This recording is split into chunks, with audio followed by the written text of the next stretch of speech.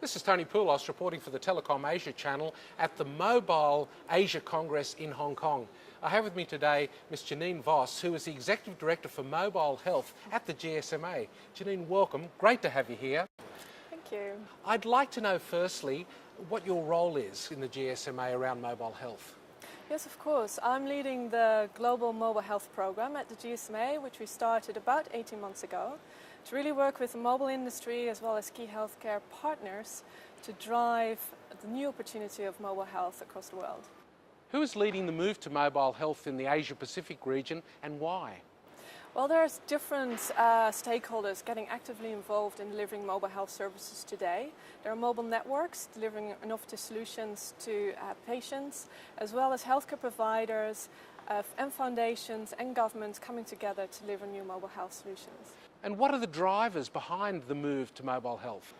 Well, the healthcare systems around the world are really under pressure, and the Asia Pacific is quite a unique region because it includes developing markets that are facing challenges of infectious disease and lack of healthcare resources, as well as very developed markets, advanced economies that are facing growing elderly population, chronic rise of chronic disease, that are really putting pressure and increased pressure on resources for the healthcare system. So we're looking with mobile technologies to find new ways of addressing these. What role do you see the mobile operators playing in the mobile health ecosystem? Besides the mobile networks and the vendors, we have, of course, the medical device industry, as well as governments, as well as insurance companies and foundations really driving for these new opportunities. And who's making the investments? The investments is coming mainly from industry at the moment, as well as from foundations. Are there revenues to be earned for the mobile operators, or are they just providing a service, maybe funded by governments? Well, we released study findings today which estimate that in the next 5 years we see for the Asia Pacific the market opportunity growing to 7 billion. So we do really see a strong market opportunity here.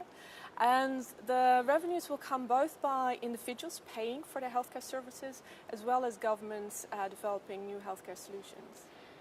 What other sorts of applications we're going to see around mobile health that will be adopted very quickly, and what do you see into the future? Well, what we see at the moment are a lot of services that are providing direct access to patients towards medical facilities. So think about rural India, for example. Patients have access to medical support health lines that can help them diagnose and support for their conditions. We also see an increasing rise of monitoring treatments.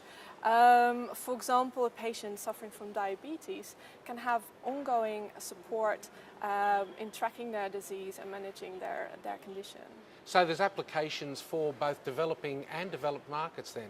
Yeah, absolutely. This is really an opportunity that can be relevant for different markets around the world. Yes. Jeanine Vos, thank you so much. Thank you.